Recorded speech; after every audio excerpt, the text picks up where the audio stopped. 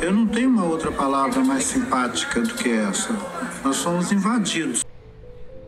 O Museu da Língua Portuguesa está localizado na cidade de São Paulo, ao lado da Estação Luz.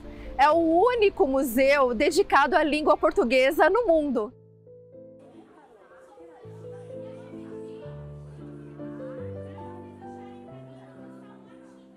Ele fica aberto de terça a domingo, das 9 da manhã até às 6 da tarde. A bilheteria fecha às 16h30, mas quem está no museu fica até às 18 horas tranquilamente.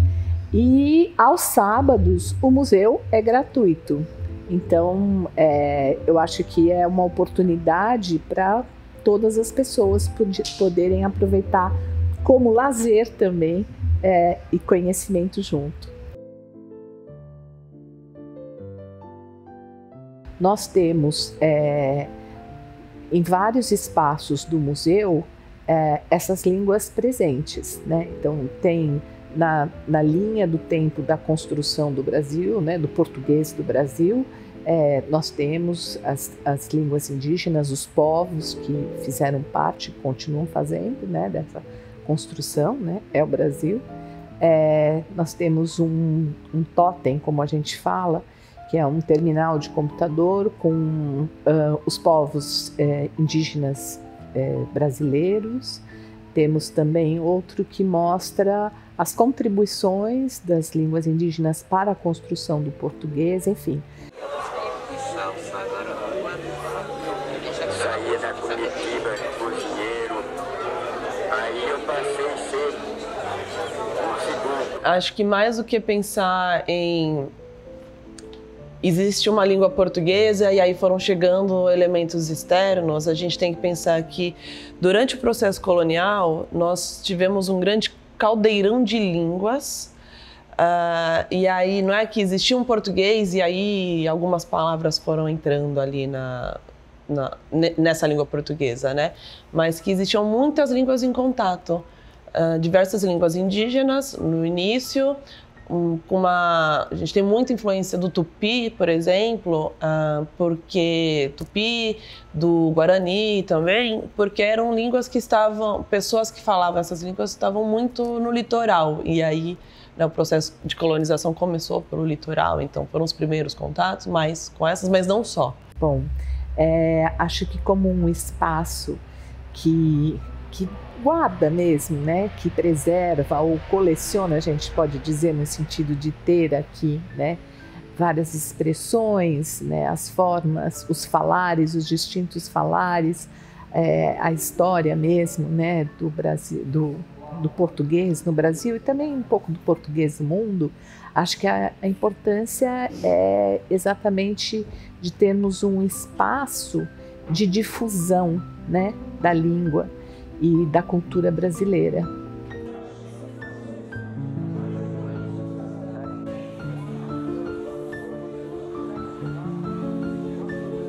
Reflexo disso, inclusive, é que a Unesco lançou ano passado a década das línguas indígenas. Então, o primeiro ano foi 2022, parte da exposição que a gente teve aqui em Eporã, que foi dedicada às línguas indígenas, vem dessa movimentação também.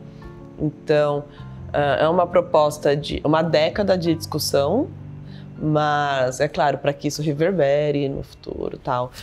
E vendo como falar dessas línguas, desses povos, é um dos primeiros passos para continuidade da existência deles, né? Que as pessoas reconheçam a existência desses povos e que daí não é só no Brasil, nós temos línguas indígenas, né? Povos originários em todos os continentes do planeta e que passam por questões coloniais, luta por resistência, por sobrevivência, assim, igual aqui.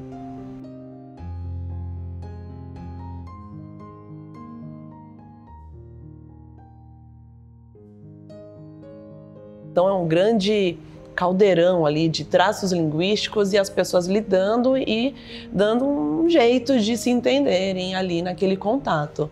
Então, emerge daí formas de falar que às vezes, inclusive, nem são mais genuinamente, digamos, portuguesas, nem genuinamente tupis, nem genuinamente tucano, né, pensando em outras línguas.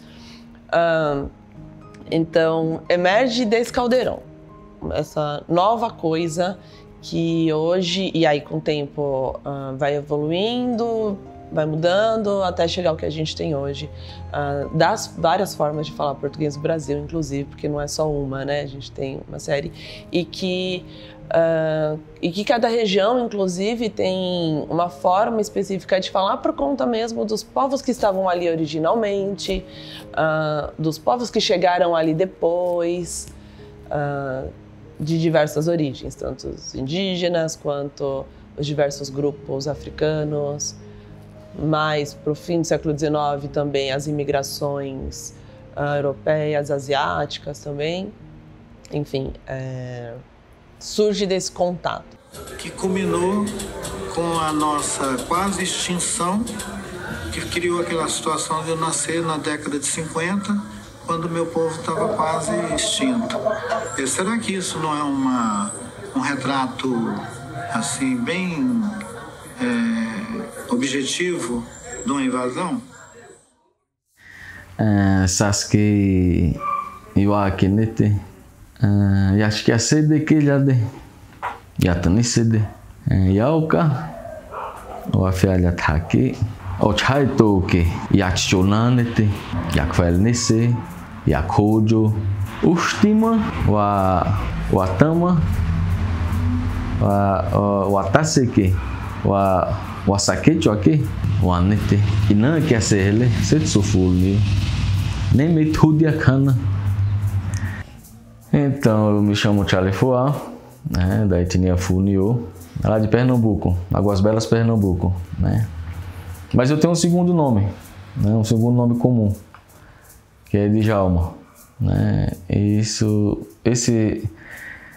Esses dois nomes, né, a gente foi obrigado a adquirir por conta de que quando a gente era criança, nossos pais, quando precisou nos registrar, né, no cartório, então eles não aceitavam por conta de ser difícil de pronunciar, de escrever também.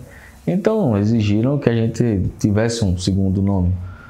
Quando o indígena chegou em nossas terras, foi para devastar tudo que pôde, né, nossos rios e tudo mais, nossa mata. Então hoje a gente não vive mais unicamente da caça, da pesca, da coleta de frutos ou raízes, por exemplo, né? A gente também não mora mais em casa de palha, né? É feita de alvenaria, como a de todo mundo, né? Então hoje o conflito é esse, né? Saber o que a gente é e o que quer ser, né? De uma vez que nossas crianças têm que ir para a escola, né? Como eu já falei, a gente não vai mais da caça e da pesca. A gente precisa se reinventar, né? Então, o que a gente faz? A gente tem duas escolas, uma convencional e uma que é unicamente para exercer a nossa cultura, para ensinar as crianças o idioma, cânticos, medicina, o que mais? Tudo em relação ao que a gente tem, né, como cultura. E quando você fala de futuro, né, o futuro é exatamente formar essa consciência para os mais jovens. Porque o pouco que ficou a gente tenta deixar intocável, né, para que se recupere. A gente faz esse trabalho pelo Brasil, aproveitando essas viagens, que basicamente é para que a gente adquira recursos para levar para a aldeia, né? Para que a gente possa passar 3 meses, né, tranquilo, exercendo toda a nossa cultura, né? De cânticos, oralidade, nossas práticas. Então, tentaram nos privar da nossa oralidade, que é o nosso idioma, né, dos nossos costumes, do nosso modo de viver, né? Mas a gente resistiu e está aqui hoje para contar essa história por todo o Brasil.